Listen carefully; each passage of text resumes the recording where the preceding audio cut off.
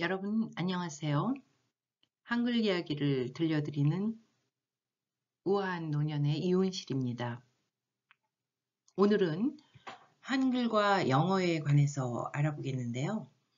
한글과 영어가 문자 체계 안에서 어떤 위치를 점하고 있는지 살펴보겠습니다. 이 지도는 언어를 사용하고 있는 사람의 수에 따라서 전 세계에 얼마나 많은 언어들이 사용되고 있는지 보여주는 것인데요. 물론 이 한 가지 색깔로 표시되어 있는 지역 안에서도 매우 여러 종류의 서로 다른 언어들이 사용되고 있습니다.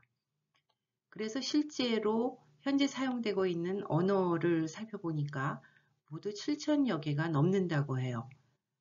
여러분들이 상상하기에 좀 너무 많은 언어의 숫자가 아닌가 싶은데요. 그러나 실제로 이렇게 언어는 수천 개지만 문자는 그렇게 많지 않습니다. 즉, 전 세계적으로 50여 개의 문자가 현재 사용되고 있습니다. 이 지도는 현재 사용되고 있는 수십 개의 문자들을 몇 개의 그룹으로 나누어서 표시한 것입니다. 파랗게 표시되어 있는 지역에서 사용하는 문자는 자모가 있는, 즉 자음과 모음 글자가 있는 알파벳을 사용하는 지역이고요. 붉게 표시되어 있는 중국 지역은 표의 문자 또는 음절 문자를 사용하고 있는 곳입니다. 녹색으로 표시된 곳은 모음이 없는 자음 글자를 사용하고 있고요. 노란색으로 표시되어 있는 부분은 자음과 모음이 함께 어우러져 있는 문자를 사용하는 곳입니다. 그런데 이 지도에서 크게 네 종류만 이야기하고 있지만 이 한 곳에 별도로 표시되어 있는 지역은 바로 우리나라 한국에서 쓰고 있는 한글입니다. 이 지도는 인터넷에서 이 문자 체계에 관한 자료를 뽑아보면 나오는 아주 흔히 볼 수 있는 지도인데요. 여기에도 우리 한국에서 쓰고 있는 한글에 관한 이야기가 없습니다. 문자 체계에 관해서 위키피디아에 나와 있는 이 지도를 보면 조금 더 자세하게 문자 체계를 나누고 있고요. 우리 한글에 관해서도 특별히 표시를 해놓고 있습니다. 한글은 futural이라고 해서 자질 문자라고 지칭하고 있습니다. 인류는 언어를 발달시키면서 언어를 통해서 서로 나누는 말, 즉 정보를 나누고 또 그 정보를 보관하기 위해서 문자를 만들기 시작했습니다. 문자는 즉 정보의 소통과 보관을 목적으로 한 것이었죠. 문자가 만들어진 것을 살펴보면 크게 두 가지 방식으로 문자가 만들어졌는데요. 그 하나는 의미를 적는 것이고 또 하나는 소리를 적는 것입니다. 의미를 적는다는 것은 이런 것인데요. 고대 이집트 문자의 경우에는 이런 그림으로 소의 발음인 알프의 A 글자 발음을 그 소리를 이 그림으로 대신 나타내는 것입니다. 한자의 경우도 아주 대표적인 표의 문자이죠. 두 번째 방법은 소리를 그대로 적는 것입니다. 그런데 이 방법은 또 그 나름대로 한계가 있어서요. 사람들마다 발음하는 것이 달라서 그 소리를 그대로 적어서 소통하기가 어려웠고요. 이와 비슷하게 한 지역에서 쓰는 사투리는 전혀 다른 소리이기 때문에 그 소리를 적는 문자가 있더라도 의사소통이 되지 않는 수가 있습니다. 형태소를 적는 문자 체계로 대표적인 것은 한자이죠. 소우자를 보면 뜻을 나타내는 소, 그리고 발음을 나타내는 우, 이 두 글자를 붙여서 이 한자를 읽습니다. 뜻과 소리를. 이 한자는 이런 그림에서 시작을 했죠. 네, 소의 모양을 따서 변형된 이 형태소가 지금의 한자로 바뀌었습니다.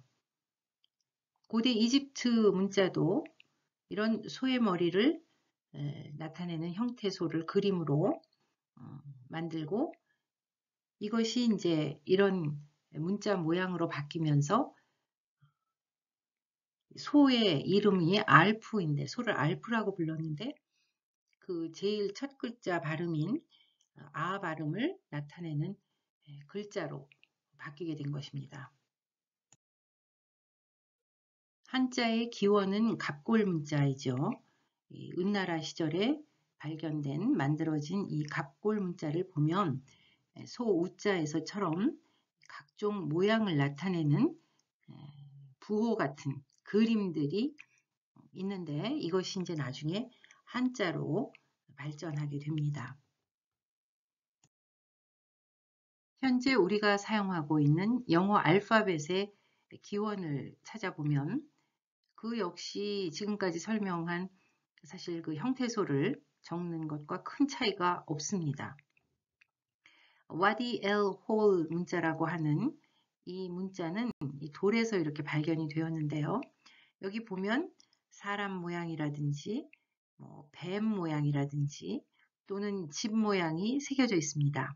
이것이 어떻게 해서 문자로서의 역할을 했는가 조사를 해보면 이 각각 그림이 나타내는 바, 사람, 문, 집 또는 사람 머리 이런 것들을 그려놓고 이런 것들이 그 당시 어떻게 불렸는지 사람 머리를 예를 들면 rush라고 했단 말이죠. 또 집은 bait라고 했고요. 문은 달렛이라고 했답니다. 이렇게 그림을 그려놓고 이 그림의 이름의 첫 자의 소리를 이 그림이 나타낸다라고 약속을 하고 그 첫 자만을 따서 단어를 만들어서 뜻을 전달했다는 겁니다. 그래서 지금 이런 그림은 강력한 통치자라는 뜻을 나타내는 문자 역할을 했었던 겁니다. 형태소를 옮겨 적는 문자 체계에 반해서 소리를 적는 문자 체계, 즉 표음 문자 체계는 페니키아에서부터 시작이 됐습니다. 즉 페니키아의 문자에서부터 오늘날의 영어 알파벳까지 발전하게 되는데요. 이 당시 지중해 지역에 있던 상인들이 여러 지역의 물건을 서로 주고받는, 즉 상업을 하면서 숫자라든지 물건의 이름이라든지 이런 것들을 서로 나누어야 되는 그런 시대적 이제 변화가 있었습니다. 그래서 페니키아 상인들이 만든 문자가 점점 여러 지역으로 퍼져나가게 된 것이죠. 지금 보고 있는 이 글자들이 손으로 쓴 페니키아 알파벳입니다. 진짜 그림 같아요.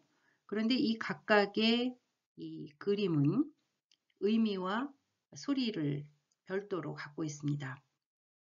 예를 들면 이것은 A에 해당하는 소리를 나타내는 부호인데요. 이 뜻은 소 머리를 상형으로 그린 것이고 이것은 알프, 소의 앞소리 A를 나타내는 부호가 되겠습니다. 이런 식으로 해서 만들어진 페니키아 문자가 시간이 지남에 따라서 아랍 글자, 히브리 글자, 또 오늘날의 영어 알파벳으로 발전하게 됩니다. 이 페니키아 글자는 거꾸로 올라가면 고대 이집트 문자에서부터 발전해 내려온 것이죠. 이렇게 지금 우리가 알고 있는 영어 알파벳도 사실은 그 형태소를 나타내는 그런 문자에서부터 기원해서 의미하고 소리가 서로 분리되면서 지금은 이제 소리만 남은 그런 글자입니다. 이 페니키아 문자가 고대 그리스인들에게 전해져서 오늘날의 그리스 알파벳이 되었고요. 에트루리아 사람들에게 전해져서 고대 로마 문자가 돼서 라틴 알파벳이 됐습니다. 또한 고대 그리스 문자는 슬라브 민족에게 전해지면서 그 시릴릭 알파벳으로 발전하게 되죠. 그래서 이렇게 페니키아 문자가 고대 로마 글자, 고대 그리스 문자, 고대 슬라브 문자 체계로 발전하게 됩니다. 아랍 문자는 고대 가나안 문자에서부터 나바테아 사람들에게 전해져서 나바테아 문자를 거쳐서 오늘날의 아랍 문자로 발전하게 된 것이죠. 이렇게 형태소를 적는 문자 체계, 몰피믹 라이팅 시스템은 크게 라틴 알파벳, 시릴릭 알파벳, 또 아라빅 알파벳, 그리고 중국의 한자로 대별할 수가 있겠습니다.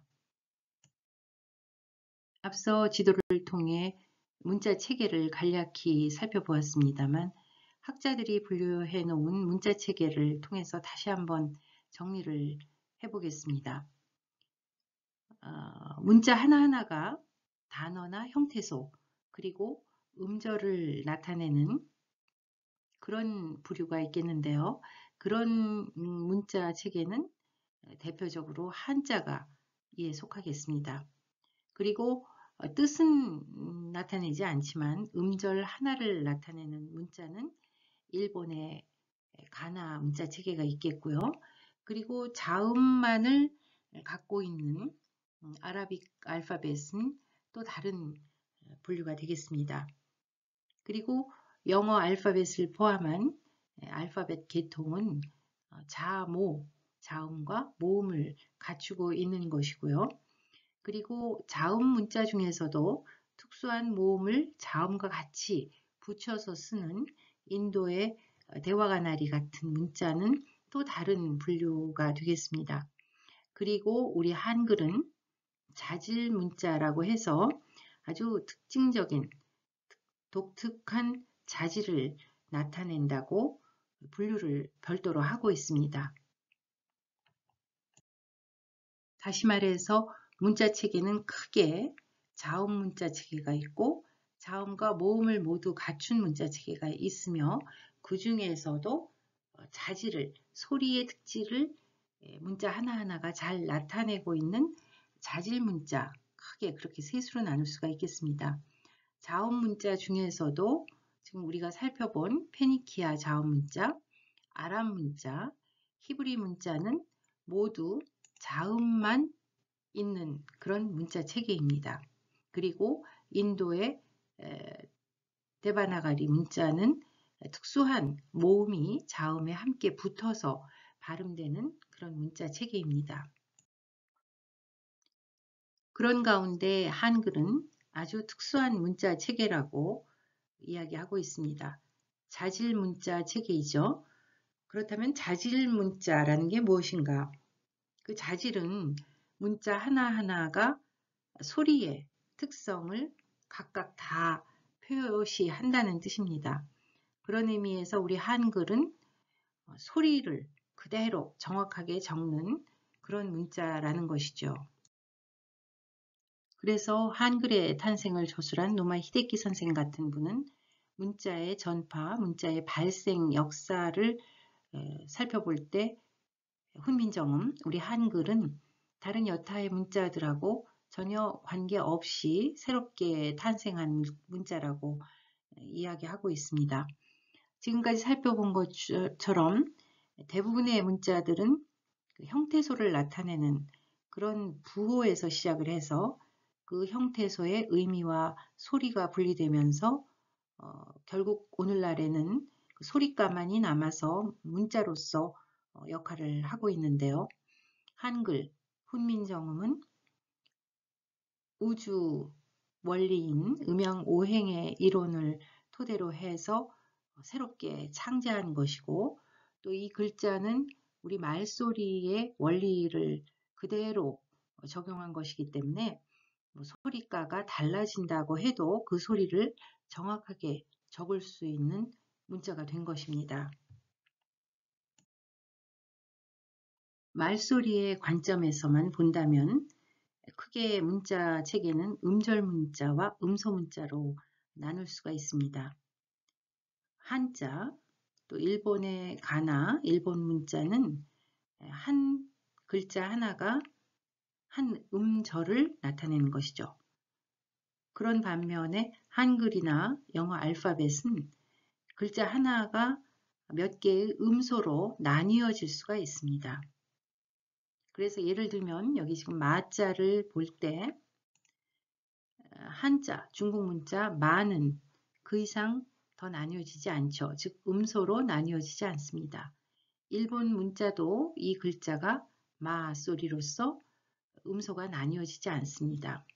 그런데 한글이나 알파벳은 마를 썼을 때 이 글자 하나에서 음소 두 개로 나뉘어지죠. 첫 소리와 중간 소리로. 영어의 경우에는 마 해서 음소 두 개로 나뉘어집니다. 이렇게 음소로 나뉘어질 수 있는 문자는 좀 더 정확하게 소리를 적을 수가 있습니다. 음소 문자인 한글과 영어는 차이가 있는데요. 한글의 경우에는 자음과 모음으로 나뉘면서 자음 안에서도 소리의 특질을 나타내는 5 그룹의 소리군으로 나눌 수가 있죠. 아설, 순치, 후음 5개 기억하시죠? 이 모음의 경우에도 기본 모음에서부터 처음 발생하는 모음, 또 두 번째 발생하는 모음에서 모두 10개의 모음이 그 소리의 특질을 잘 나타내고 있습니다. 반면에 영어 알파벳은 모음과 자음이 순서도 없이 뒤섞여 있고 이 글자 하나하나가 소리의 특성을 나타내는 것이 아니죠. 지금까지 살펴본 것처럼 A라는 것은 소 머리, 그림에서부터 시작해서 소를 알프라고 했을 때 그 알프의 첫 소리가 지금은 이 글자가 대변하는 소리가가 된 거죠. 그래서 이 글자의 모양이 어떤 소리의 특질을 나타내고 있지는 않습니다.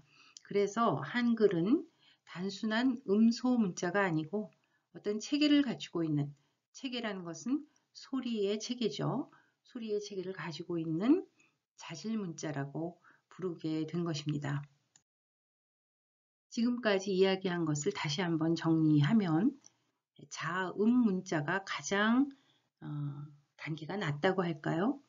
그리고 그 다음에 음절 문자, 음소로 나뉘지 않는 음절 문자, 그리고 음소 문자에서 체계를 갖추고 있는 자질 문자로 문자는 점점점 수준이 올라가는 문자라고 할 수가 있겠습니다. 그 수준이라고 하는 것은 얼마나 소리를 정확하게 적을 수 있느냐 하는 차원에서 이야기하는 것인데요.